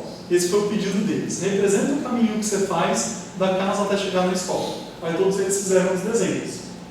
Tem lá 3 que eu gosto. Depois, numa segunda aula, a Malu pediu para eles assim: identifica 3 problemas que vocês veem nesse caminho e que vocês gostariam de entender mais e quem sabe até ver resolvidos. Aparece uma chuva de coisas. Aparece, por exemplo, faltam gatinhos na rua, tem pessoas morando na rua, tem pessoas passando fome na rua. Apareceu nessa turma de 26 alunos, 19 colocaram lixo e poluição. Depois outros 16 colocaram transporte público, porque fazem esse trajeto. Então, as 2 temáticas que mais saltavam. Aí a Malu escolheu para trabalhar com eles, quase que naquele meio da estratégia da Maria do Carmo, ela quase convocou eles para a escolha do tema, mas usando um outro jeito. Ela não foi de peito aberto, disse: gente, vamos fazer uma investigação. Qual tema vocês querem? Não, o primeiro instrumento foi o desenho, depois a identificação no desenho dos problemas, e a partir dos problemas a gente viu aquilo que aparecia mais: lixo e poluição. No segundo momento, desculpa, foi o dado errado. Lixo e poluição 17, condição das vias e ruas 13, trânsito e transporte público e congestionamento 13 pessoas. No momento seguinte, a pergunta era: o que vocês precisam saber para poder intervir nesse problema? Para poder resolver esse problema que vocês colocaram? Que questões que vocês formulam? Aí vem uma enxurrada. As crianças colocaram uma média de 3 a 5 questões, mas teve criança que colocou 10, 12 questões. Vou mostrar umas para vocês. Quanto de lixo a gente faz na escola? Quanto de lixo a gente produz por ano? Quanto de lixo a gente faz na vida toda? Né? Uma criança perguntou. Quanto de lixo eletrônico é feito pelo mundo todo? Quanto de lixo é produzido na escola? Quanto de lixo a gente produz por dia? Quanto de lixo o mundo produz? E quanto de lixo a escola produz? Algumas. Mais ligadas a quanto? Reparem, né? A gente já foi agrupando. No segundo momento, quais são os benefícios e os defeitos dos lixões? Como se recicla o plástico? Quais são os processos de reciclagem? Como o lixo ficou tóxico? O lixo pode matar os animais? Por que as pessoas queimam? Que tipo de lixo o aluno produz? Que tipo de lixo o professor produz? Foram aparecendo essas questões, banco de questões. No próximo tem uma das minhas preferidas, assim, preferidas. Eu gostaria que todos vocês saíssem pensando nisso hoje, quando a gente falar de tema gerador e território, para debater questões com profundidade com os nossos alunos em sala de aula. Essa é uma menina que escreveu 12 questões, como vocês veem lá no final, ela chegou nas 12. Mas o que me interessa mais é a 9, porque quando ela leu a nona questão dela, toda a sala reagiu do mesmo jeito e eles quiseram pegar essa questão para debater no projeto. A pergunta que ela escreveu é: como eles sabem que o lixo demora para se decompor, sendo que até hoje não deu a data ainda? Pensem sobre isso. Quando eu e a Malu, ela disse, a sala reagiu desse jeito, e aí, como eles são de quinto aninho, começa uma coisa do tipo: é verdade, nossa, é verdade, como que sabe? Você não passou esse tempo ainda? Como que sabe? Aí a nossa primeira reação instintiva é falar da ciência, porque a gente é muito pró-ciência. Dizer, não, tem um método, um modelo matemático. Mas, percebam, a gente fazia um caminho entre uma aula e outra, eu e a Malu, me orientando, de sentar nos bastidores para pesquisa, para devolver. Aí surgiu a pergunta, ela contou que contagiou a sala toda. Quando a gente foi pesquisar, a gente descobriu várias coisas. Primeiro, vou confessar para vocês, eu me dou conta, quando eu olho para uma pergunta dessa, de como eu sou, ou fui até aquele momento, pouquíssimo científico. Alguém me disse, o plástico vai demorar tantos séculos para desaparecer. Eu comprei essa ideia, não preciso nem dizer que esse dado foi produzido por ciência.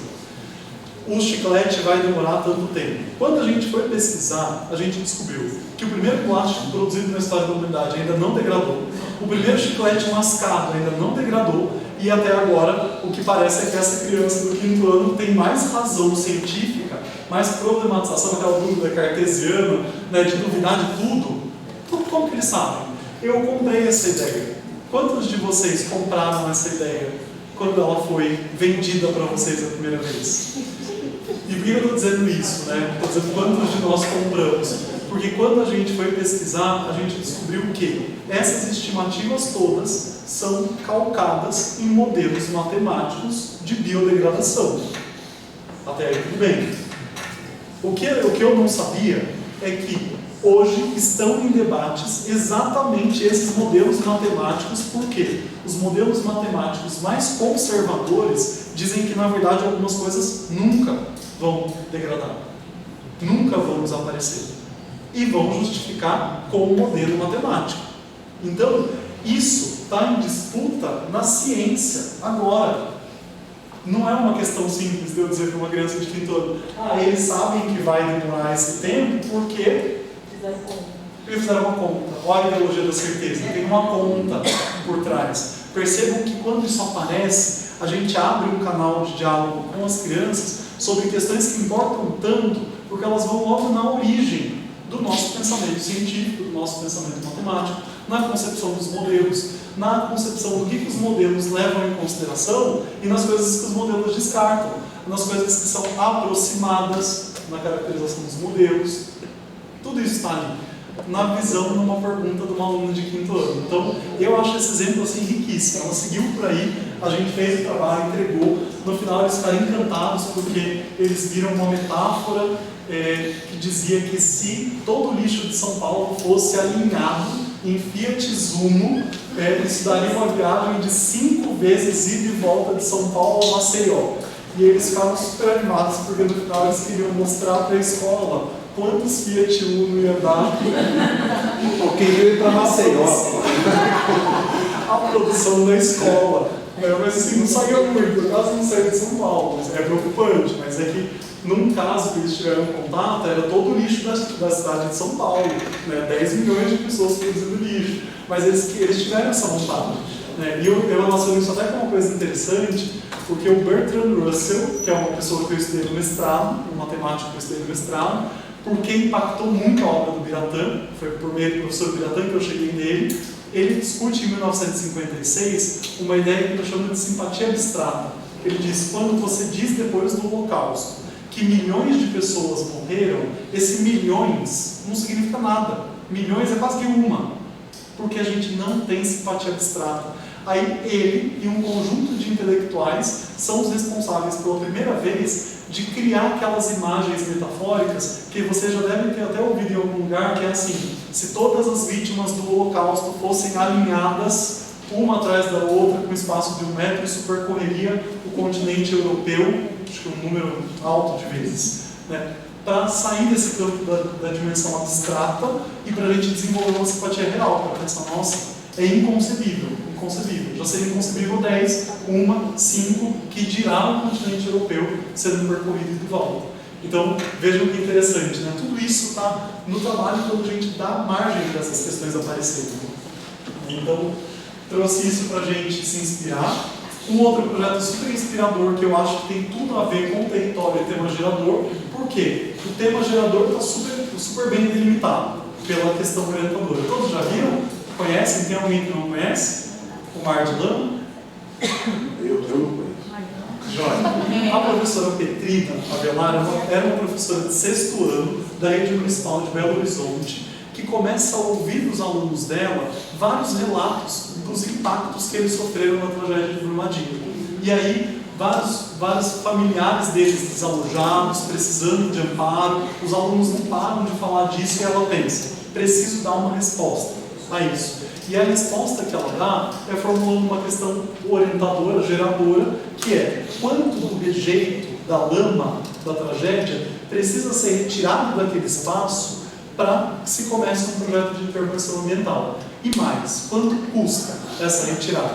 Os alunos fazem toda a estimativa, completando quase, né, pelo método do cálculo das áreas, a partir das vistas de superfície das cotas inundadas pela lama, calculam o volume, e detalhe, são alunos do 6º ano, então eles precisam olhar nos livros didáticos do 7º ano. Fazendo o cálculo 3.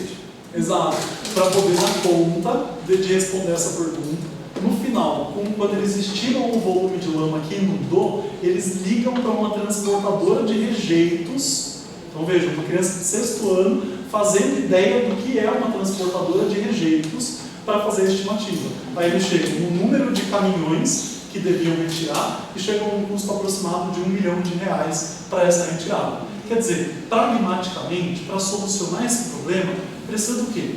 Precisa retirar a lama de lá e precisa começar um projeto de intervenção ambiental. Não dá para começar nenhum projeto de intervenção e recuperação ambiental se a lama ainda estiver lá. Precisa retirar. Quanto custa? Porque quando eu souber que custa, eu sei cobrar dos responsáveis pela tragédia exatamente aquele valor. A escola produzindo conhecimento útil, né? Então, eu acho que é assim, uma super referência para a gente ter, porque essas duas questões estão super bem definidas. Qual é o território e qual é o tema gerador com o qual eu trabalho. Bom, aí para a gente já se encaminhar para os finalmente, né, tem esse trechinho do professor Biratã que eu acho super célebre, né, vocês devem conhecer já quase que de memória, em que ele disse que um educador matemático deve usar aquilo que aprendeu como matemático para realizar sua missão de educador. Né, então, é muito nisso que eu acredito e vejo que tanto o trabalho como o tema gerador como o território são possibilidades para a gente materializar isso. Né? Ou seja, o meu propósito como educador está em como eu alimento essas pessoas dessas possibilidades que a matemática nos dá para pensarem na sua própria emancipação. O sentido da emancipação não está claro no caso do projeto Mar de Lama, o sentido da emancipação no caso da área verde ou no caso da poluição e lixo. Quando essas coisas vão aparecendo, eu estou pensando em todas elas como eu, professor de matemática, selecionando, né, fazendo uma curadoria das ferramentas matemáticas que eu tenho para promover, primeiro, uma leitura crítica da realidade, segundo, uma intervenção que garanta a emancipação ou uma tentativa de luta por ela. E aí, bom, eu trago esse trechinho num capítulo que eu escrevi para essa coletânea, foi organizado pela Andréia Lungs Conrado, pelo Zaqueu Vieira e pelo Gustavo Miranda, do GPEM, né? E os três organizaram a coletânea para homenagear o professor Biratã, e nela eu escrevo sobre como pensar o ensino de matemática territorialmente referenciado, que é esse nome que a gente tem dado teoricamente para essas ideias, a partir da obra do professor Biratã. Ou seja, o que da obra dele nos ajuda a pensar todas essas questões que eu falei antes, daí é quase uma outra palestra. Aí vocês me convidam de novo, eu venho e faço a continuidade. E eu gosto dessa epígrafe com a qual eu comecei o texto, e eu acho que a gente pode sair inspirados por ela, né? Eu trouxe uma epígrafe do professor Biratã, logo no início desse capítulo, em que ele diz: o desafio é como dar ao mundo mais do que uma mera presença no currículo. Né? E, inclusive, termina o texto dizendo que segue esse sendo o nosso desafio. Eu acho que esses casos anteriores vão nos dando pistas. Assim, não precisa trabalhar todo jeito, todo tempo dessa forma, não é uma obrigatoriedade, mas são coisas que vão alimentando o nosso repertório. Né? Quando a gente conhece práticas distintas que vão mobilizando isso, a gente fica mais alimentado dessas possibilidades e sai mais preparado para intervir, né? Nesse sentido também. No último slide, eu coloquei essa frase do José Martí, que é uma frase que a Jaqueline Limol usa bastante, eu gosto. Né? Ele diz, na verdade: a educação há de ir aonde vai a vida, há de dar os meios de resolver os problemas que a vida apresentar. E aí eu faço essa provocação para vocês, da gente pensar, né, quais são os problemas que a vida nos apresenta, ou apresenta aos nossos alunos, e quais são os modos que a matemática nos ajuda a pensar, soluções, intervenções, alternativas, todas elas emancipatórias. Esse também é um painel do projeto Território em Pinda, né, em que as crianças foram instadas a escrever no final o que cabia na escola delas. Esse exercício de imaginação mesmo, de que o real não precisa ser o real carente, o real defasado, o real pobre de possibilidades e sentidos, mas para essas crianças exercitarem o que cabe. Às vezes não cabe uma piscina, como algum deles colocou, e nem estrogonofe de frango com batata palha todos os dias. Mas alguma coisa cabe, desse sonho bonito que eles podem ter em relação à própria realidade. Eu acho que no final das contas a gente está educando as pessoas a sonhar com uma realidade diferente da que elas vivem. E dizendo que existem jeitos da matemática ajudar, né, como ferramenta. Muito obrigado pela atenção. Deixei aí meus contatos, o Instagram. Afinal de contas, é um site que eu vou colocando todas as produções, vídeo, as lives que eu fui fazendo ao longo da pandemia. Tem alguns materiais lá para quem quiser consultar e saber mais. E é isso. Agradeço muito pela atenção.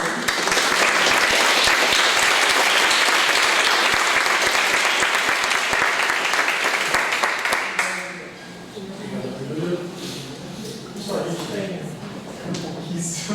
15 minutos aí para perguntas. Fazer um bloco de perguntas então, Marcelo? Ô Júlio, bom, primeiro, muito obrigado, né?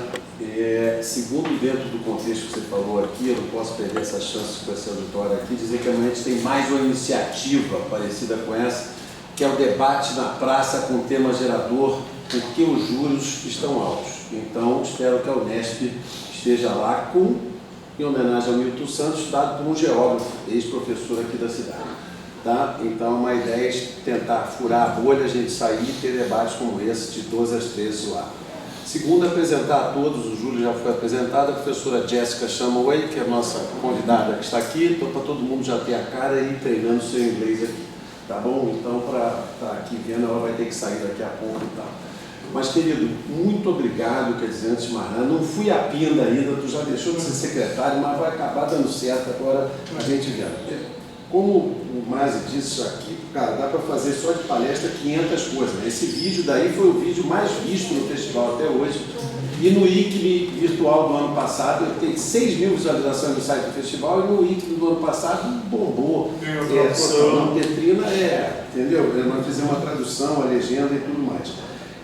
Me parece, tem tanta coisa que você falou de área verde e tudo mais, muito contente de ver, né, os temas geradores e educação matemática aí na frente. Claro que você já me homenageou no seu texto lá com homenagem à favela, mas essa coisa viva e na escola. As perguntas que eu tenho para fazer para você os itinerários formativos hoje deturpam e matam essa ideia de vez? 2. Com a ideia do professor PowerPoint, que o senhor, ilustríssimo secretário da Educação, está implantando na escola. Vai ser possível fazer alguma coisa parecida com isso que você nos mostrou no final? Não é? Assim, então, para a gente ver isso daqui. E eu acho que, sei lá, tem tanta coisa. A Maria do Carmo, aqueles 4 para mim são modelagem, como eu entendo, né? Vindo dos alunos, vendo, dependendo do que você possa fazer. Mas eu volto de novo àquela pergunta, né? Você já conseguiu achar alguém, a Ana Maria Saúl na PUC, ou alguém do tempo do Paulo Freire, para a gente fazer o inventário da educação matemática com tecnologia que foram feitas em 50 escolas da periferia de São Paulo? Tem a Valquíria Venâncio. Quem eu sabia que abriu uma porta, mas não consegui mais ir a São Paulo, é Ana Maria Saúl, que foi quem substituiu o Paulo Freire. Que estava no DOT e pensou esse movimento todo junto com ele. Mas eu acho que é um caminho. Sobre os itinerários, eu acho que a gente está num momento que eu acho que é muito ambíguo. Situação limite. Né? Uma situação limite no melhor sentido do termo. Nos inviabiliza e nos cerceia se a gente não tomar o devido cuidado.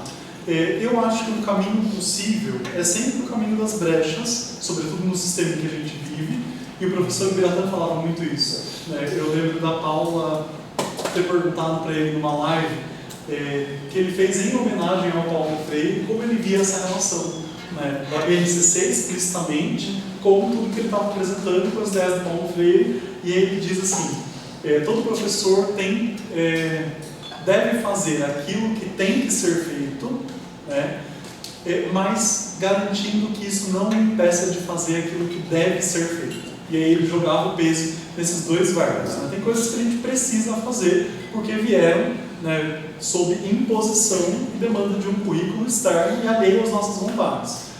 É quase como se ele nos dissesse, deem conta disso, mas garanta que o essencial seja feito. Eu diria que, assim, numa situação de limiar, que é essa que a gente vive, o fundamental seria construir uma experiência de possíveis itinerários que dessem vazão para essas coisas todas. Entendendo o cenário de carência em que os itinerários estão hoje e toda a possível mudança que pode vir da discussão da reforma do ensino médio. Então, eu tentaria ver assim, qual é o espaço de interlocução que faz com que essas coisas caibam e que permita que a gente diga para quem olha com esse olhar enviesado, tanto da BNCC ou dos testes, que aquilo também está sendo contemplado. Eu acho que assim, tem uma questão que nos preocupa a todos, que é quando a gente apresenta um projeto como esse, as pessoas já parametrizam todas as habilidades da BNCC, muito bem alinhadas com a avaliação externa, e já decidem se o trabalho alcançou e em que medida o fez as habilidades e competências da BNCC. E eu acho que, em alguma medida, se a gente subverte esse vetor, se a gente pensa primeiro em como que eu construo um projeto que seja de aprendizagem significativa, de relevância social a partir de um problema que interessa aquela comunidade, eu priorizo isso na minha escolha e depois, por tabela, eu vejo quais são aqueles componentes, aquelas habilidades, aquelas competências que estão sendo contemplados nesse processo. A mesma coisa para os itinerários. Eu diria que o grande desafio é a gente fazer esse esforço imaginativo de não olhá-los como uma camisa de força, mas perceber que tem possibilidades. Até porque eu acho que o grande risco que a gente tem é o fato de que os itinerários eles subvertem uma lógica de oferta e demanda do ensino público para os estados. Isso tem uma coisa super importante, que é o fato de que antes todo o estado ia ser instado no Ministério Público caso ele não assegurasse a vaga, a matrícula para o estudante, no Fundamental 2 e na maior parte dos casos dos municípios em ensino médio. Com a reforma do ensino médio, isso aparece subvertido. Tem um texto da professora Maria Luísa Susequinde, que estava na época como secretária nacional da ANPED, em que ela diz que com a reforma do ensino médio esse modelo aparece subvertido porque agora o aluno entra na rede, ele está matriculado na rede, mas o Ministério Público não consegue diferenciar o aluno que está na rede estadual numa escola que tem múltiplos itinerários, porque tem professores de todas as áreas concursados, de uma escola em que o aluno tem pouquíssimas possibilidades de itinerário, porque o quadro docente está defasado há muito tempo. O Ministério Público não diferencia como negligência do direito à educação, este caso, e esse não. Ele trata tudo como o direito à educação está sendo bem atendido. Então ela coloca nesse texto uma coisa que eu acho bem importante para a gente pensar, quando for discutir os itinerários, que é, agora tem muitos alunos que estão na escola, então formalmente, para o Estado, para o Ministério Público, eles têm o seu direito à educação assegurado, mas quando você entra nas escolas, você vê que os itinerários são esparsos, eles são construções a partir dos professores que estão na escola, e se a escola tem um histórico já de não ter professores daquelas áreas, eles não vão ter, a gente é super penalizado com isso em matemática, física e química, né, sobretudo. Então, acho que tem uma questão aí que é como usar esse espaço para construir algo que a gente considera significativo, sem ceder, sem esvaziar o projeto de significado. Né? Porque tem muitos itinerários aparecendo, borbulhando e que superficialmente parecem interessantes, mas quando você entra está cheio de empreendedorismo, né? Formação do cidadão neoliberal ou do não cidadão, mas Exato. Eu estou preocupado também com a questão do monitoramento eletrônico do professor. Começa a qualquer momento aqui agora com o aplicativo, porque ele vai ter que passar aqueles PowerPoints. Se os alunos não entrarem no aplicativo, ele vai ser penalizado. Então, estou dizendo, não é, o modelo FEDER ou FEDER é muito complicado, né? E que veio do Paraná para cá e está aqui, mas e com essa fala vamos agora, sobreviver. a gente estava falando disso no almoço, de que os professores vão ser treinados, quase reciclados, como diziam antigamente. Isso. Mas muito obrigado por falar de matemática acadêmica, com as outras, temas geradores. Muito obrigado.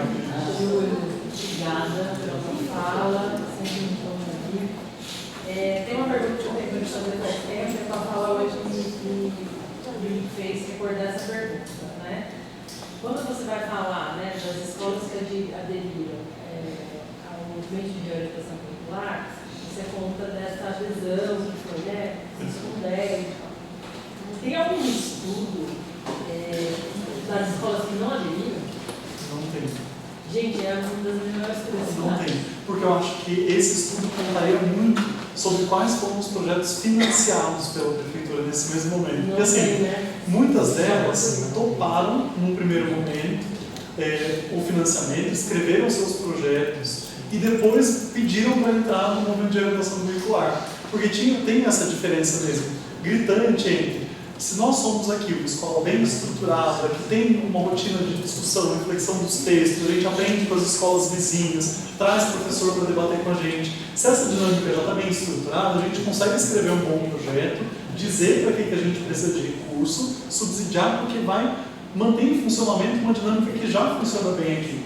Mas tiveram escolas que pediram e aí tiveram dificuldade em administrar esse recurso, ou perceberam que o que precisava de fato não era o recurso, mas era o acompanhamento do profissional, né, do pesquisador da universidade, porque ouviam.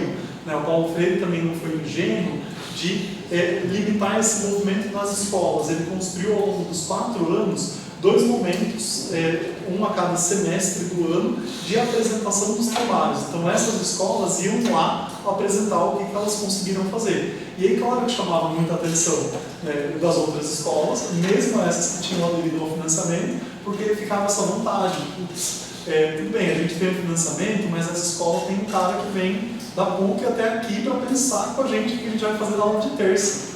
Sabe? Muito mais concreto e atendendo muito mais uma necessidade explícita do professor. Né? Então, mesmo o financiamento em alguns casos foi sendo abandonado por essas escolas, mas eu acho que daria um problema interessantíssimo. Porque se você pensar que quase metade não aderiu no final, né? Então assim, tentar ouvir esse porquê não, né? Eu acho que nos ajudaria a entender muitas coisas também. Eu já procurei esses estudos para me perguntar. Obrigada. Mas é super interessante. A Malu, essa minha aluna que eu comentei no projeto do lixo, quando a gente se conheceu, a primeira pergunta que ela me fez foi assim: o seu trabalho do doutorado esgota o que dá para estudar no movimento de orientação curricular? Ela falou: nossa, nem perto. É isso aqui, disso aqui, disso aqui. É essa interação entre as instâncias de elaboração da política curricular, as instâncias de mediação e os professores de matemática na escola. Só isso. Mas ó, isso já, o seu questionamento já abre uma outra possibilidade. Ela foi para um outro caminho, porque ela queria realizar a prática na escola, via ter no gerador. Então acho que tem um campo aberto para pesquisa que surge dessas boas indagações. O que será que as outras escolas estavam fazendo? Porque uma coisa que já me ocorreu era quais eram os critérios de qualidade dos projetos da escola, das escolas que optavam pelo financiamento. Porque tudo bem, eu vou precisar de 8 mil no ano. 8 mil naquela época era muito mais coisa. Né? E aí, como que usou os 8 mil? Trouxe formador? Né? Não trouxe formador, optou por comprar um recurso. Né? Tem uma escola, o caso de uma escola que trabalhava com malha quadriculada para projetos de matemática, envolvendo todos os tipos de simetria, e trabalhava muito com isso em artes. E aí a escola fez uma compra de materiais, desde caderno quadriculado. Então, assim, quem avaliou a qualidade desse critério para estabelecer se aquilo que estava sendo previsto pelo projeto político-pedagógico foi cumprido, em que medida foi cumprido. Eu acho que tem muito bom trabalho, mas tem muitos documentos que são muito difíceis de achar. Imagina. Inclusive, quando eu estava fazendo a pesquisa documental, eu pedia para o Centro de Mídias da Secretaria de São Paulo os documentos. A Secretaria produziu 487 documentos ao longo dos 4 anos e eu foquei só nos que falavam explicitamente de currículo. Então, fui tirando muita coisa. Mas eles iam digitalizando os documentos e me mandando por e-mail, porque eles tinham medo que o acervo se perdesse. Então, quer dizer, tem muita coisa, assim. E aí tem uma relação que eu não gostaria de deixar de fazer, porque na quinta-feira passada eu fiz uma fala na Amped, no GT19 da Amped, no YouTube, está no canal deles. Se vocês digitarem no YouTube GT19 Amped ou GT19 Educação Matemática, vai aparecer lá a fala que eu fiz, e eu falei sobre o meu projeto de pesquisa institucional no IME, que é sobre desinvisibilizar práticas emancipatórias, como essas daqui que eu fui mostrando hoje. E uma das coisas que eu acho que mais chama a atenção é essa nossa necessidade de perceber que, assim como a gestão do Paulo Freire, devem ter existido muitas outras que a gente perdeu a dimensão e a pesquisa não alcançou ainda. Um exemplo mais nítido que me vem na memória é do professor Miguel Arroio, em Minas. Na época que o professor Paulo Freire estava na Secretaria de Educação em São Paulo, o Miguel Arroio estava numa secretaria lá também, fazendo política pública por meio de uma política curricular que ele chamou de escola plural. Isso acontecendo na transição dos 80 para os 90. E assim, quantas outras experiências muitos outros municípios tiveram que podem ser interessantes. Isso também dá um ótimo caminho para a política, de pesquisa, para a gente pensar em como eu subsidio, por exemplo, agora, neste governo, onde o terreno parece mais fértil, como que eu dou subsídio para a pesquisa acadêmica? Como eu digo, por exemplo, quais foram políticas postas em práticas, e aí tem uma dimensão da escala. É importante dizer que o Paulo Freire propôs isso para as escolas em São Paulo, porque a minha experiência aqui no mercado, por mais que tenha sido bacana, são com 61 escolas, com 15 mil alunos na ponta. Paulo Freire em São Paulo tem uma experiência política, com a política curricular de larga escala, com macro. Então, tem um alcance. Eu já disse isso para o Bob uma vez, da gente pensar hoje, com as tecnologias, o que não seria possível para as redes produzirem em parceria com as universidades. É que a gente ainda está muito engaiolado, mas se naquela época 362 escolas toparam e era um grupinho de 10 professores da USP, 10 da Unesp, 10 da PUC que faziam esse trabalho de interlocução, o que a gente não conseguiria hoje? Em termos de uma política ou de larga escala, ou mesmo uma política nacional curricular, que tivesse como princípio a autonomia da escola. E aí a gente teria respeitado o nosso direito de fazer, dentro da composição dos itinerários, não aquilo, a experiência do Paraná que vai ser importada, mas alguma coisa que a gente veja valor, que a gente veja significado e que tenha a ver com o território. Só para dar essa última, para não esquecer dessa ideia, na tese de doutorado, mais ou menos no finalzinho desse livro, eu defendi uma ideia de que uma das coisas que está mais explicitamente defendidas na política curricular do Paulo Freire em São Paulo é a ideia de que a escola pública tem um sentido público que a gente não pode ignorar. E aí a defesa que eu faço desse movimento é porque ele é uma das políticas que eu reconheço que primeiro reconhece o sentido público da escola pública e depois fortalece e radicaliza, porque aí tem uma dimensão eu penso em relação ao que a gente está vivendo dos assédios do mercado, que todos eles se dão por meio do currículo, usam o currículo como plataforma para venda de livro didático, para produção de avaliação em larga escala. Esse campo de colonização começa colonizando o currículo e aí depois vem por tabela todas as práticas comerciais que dependem do estabelecimento de um currículo, a formação de professores, a produção de livro didático e a produção de avaliação em larga escala. Fica, né, fechadinho esse esquema. E como que a gente pode produzir uma ruptura nisso? Fortalecendo, radicalizando o sentido público da escola pública. Porque quando a gente pensar sobre isso, a gente vai se dar conta de que o debate sobre o que deve ser priorizado no currículo é do público a quem a escola se destina. Porque a gente não está falando de uma noção de qualidade total, a gente está falando de uma noção de qualidade social. Então, para cada bairro, para cada território, para cada cidade, existe uma maneira de estabelecer uma relação entre aquilo que aquelas pessoas vivem e os conteúdos escolares que a gente vai ensinar, que podem potencializar essa busca por emancipação das pessoas, ou pode fazer parecer que nada tem a ver, e que com matemática eles nunca vão conseguir reivindicar um direito. Eu espero ter convencido vocês do contrário. Quando a gente olha para o mar de lama, quando a gente olha para a prática da área verde, a gente está mostrando que é possível que a matemática seja mobilizada em projetos de reivindicação e resgate da cidadania básica. A gente está falando de área verde, de uma resolução que trata da nossa respiração saudável. Lixo, poluição, saneamento básico, esgoto a céu aberto, questões de dignidade básica. E a gente está dizendo, dá para produzir algo com a matemática que seja um instrumento para a nossa reivindicação. Então, se eu pude provocá-los um pouquinho nesse sentido, eu já fico feliz demais. Muito obrigado, pessoal.